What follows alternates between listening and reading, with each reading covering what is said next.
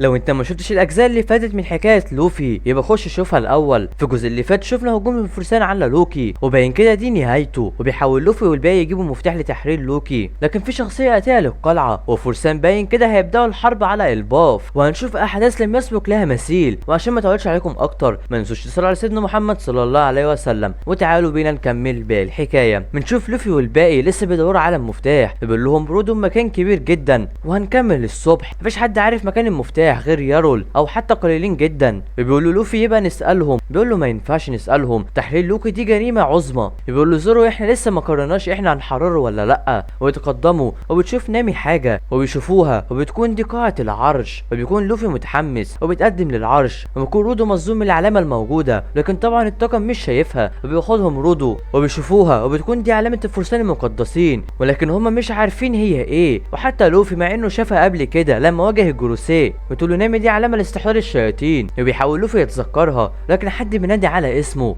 انا كنت مستنيك. وبيكون رودو خايف جدا وبيحاولوا يشوفوه هو فين، ولكن رودو بيخاف وبيهرب بسرعه، لكن في حد بيرمي عليهم فأس وبيقع رودو وبيقع الطاقم وبينقذها لوفي، وبيتأسف رودو لكن نامي تتعصب منه، هو الفأس ده جه منين؟ وبيكون في بشري على العرش ورودو مصدوم وخايف في نفس الوقت. انت مين يا عم انت بتعمل ايه هنا؟ وبيقول له انا استشعرت حاجه قوي هنا، لكن باين كده هو اختفى. انا سمعت عنك يا لوفي، انت هزمت قايدو في وانو، كان نفسي ازورها لقد مضى وقت طويل. بيقول لهم انت قابلت ريبلي؟ بيقول له يبقى انت والد كولون. بيقول له ايوه ده بلغ ال20 من عمره، ما انصحش اي حد يتزوج من العمالقه لانك الوحيد اللي هتشيخ. وبتقول له نامي مين اللي هيفكر يعمل كده؟ ولكن بيقول لها الحب ليس له حدود، انا شفت اعراق مختلفه يتزوجون اعراق ليست مثلهم. بيقول له زورو انت حكيم، ولكن انت مين؟ بيقول له انا عراف الحب. وبيقول له لوفي ده سانجا هيبقى زيك لما يشيخ. بيكون اسب عاوز يسمع قصه احد طاقم ملك القراصنه. بيقول لوفي انه عاوز المفتاح بتاع لوكي. بيقول له رودو ما ينفعش تقول كده قدامه، خلاص انا ما قلتش حاجه. بيقول له يعني انت عاوز تحرر لوكي؟ انا بسعد جدا لما حد غيري يصير المتاعب، لكن انت عارف اي نوع من الرجال هو لوكي؟